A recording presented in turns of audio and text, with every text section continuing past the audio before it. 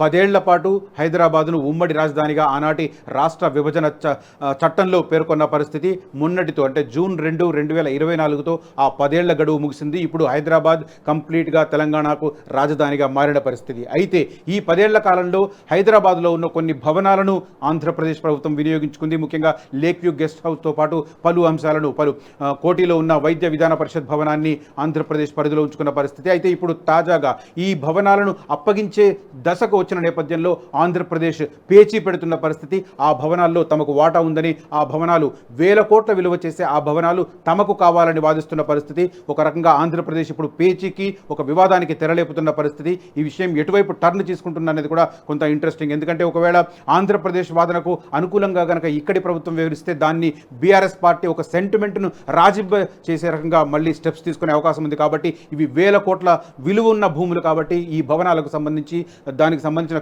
ఇప్పుడు కొత్తగా చర్చ కొనసాగుతుంది. అదే రకంగా వివాదం వైపు మల్లుతున్న పరిస్థితి. ఒకసారి డీటెయిల్స్ చూద్దాం. తెలంగాణ భవనాలపై ఏపీ మెలిక, కోట్ల విలువ చేసే వాటిని దక్కించుకునేందుకు ప్లాన్.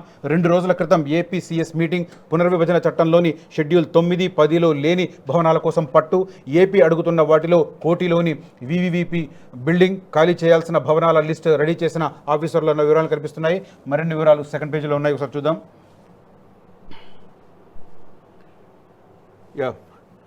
మాకు వాటా ఇవ్వాల్సిందే, తెలంగాణ భవనాలపై ఏపీ ఫోకస్. 2 రోజుల క్రితం ఏపీ సీఎస్ మీటింగ్. ఏపీ అడుగుతున్న వాటిలో కోటిలోని వివిపి బిల్డింగ్, మీకు ఎలాంటి హక్కులు లేవంటున్న తెలంగాణ అన్న వివరాలు కనిపిస్తున్నాయి.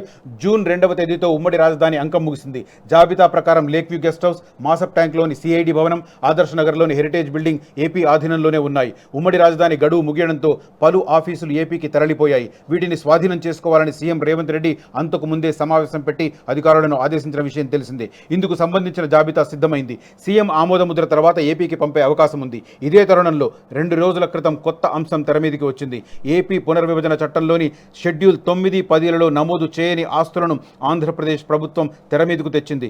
ప్రస్తుతం 12 సంస్థలు భవనాల్లో ఏపీ వాటా కోరుతుంది. ఇందులోని కోటిలోని వైద్య విధాన పరిషత్ భవనం తమదేనని పట్టుబడుతోంది. ఈ ఆస్తులపై ఏపీకి ఎలాంటి హక్కు లేదంటూ తెలంగాణ గట్టిగానే ఎదురుదాడి చేసిందన్న వివరాలు కనిపిస్తున్నాయి. ఈ వీటికి సంబంధించి మనం చూడాలంటే చాలా పెద్ద ఎత్తున జరుగుతుంటాయి. 12 భవనాలకు సంబంధించిన పేచి మొదలైంది. మరి ఈ విషయంలో తెలంగాణ ప్రభుత్వం ఎలా రియాక్ట్ అవుతుంది అన్నది వేచి చూడాల్సిన పరిస్థితి. ఇది కొత్తగా చాలా రోజుల తర్వాత 2 తెలుగు రాష్ట్రాల మధ్య ఒక కొత్త వివాదానికి తెరతీస్తున్న పరిస్థితి. అల్టిమేట్గా ఇది పొలిటికల్ టర్న్ తీసుకునే అవకాశాలు కూడా ఉన్నాయి. మనందరికీ తెలుసు, తెలంగాణకు సంబంధించి గతంలో హైదరాబాద్లో ఏర్పాటైన భవనాలలో ఏపీ తన వాటా కోరుతుంది. హైదరాబాద్ ఉమ్మడి రాజధానిగా ఉన్నంతకాలం ఆ భవనాలను వాడుకునే వెసులుబాటు ఉంది. మనకు ఈవెన్ సెక్రటేరియట్ కూడా, కూల్చివేసిన సెక్రటేరియట్లో కూడా కొన్ని బ్లాకులను ఆంధ్రప్రదేశ్కు కేటాయించిన పరిస్థితి. అయితే ఆంధ్రప్రదేశ్లో రాజధానిని కొత్తగా డెవలప్ చేయాలి కాబట్టి ఇక్కడ వాడుకుంటూ ఉంటే పని చెల్లదు అని చెప్పి అప్పట్లో ముఖ్యమంత్రిగా ఉన్న చంద్రబాబు భావించడం, పూర్తిగా రాజధానిని, సచివాలయాన్ని అమరావతికి తరలించడం జరిగింది.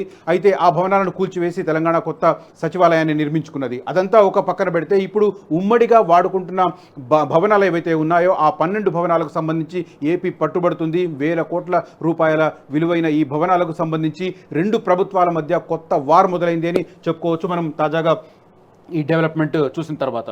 అసలైన తొలి వెలుగు. ఫాలో వాట్సాప్ @తొలి వెలుగు అఫీషియల్.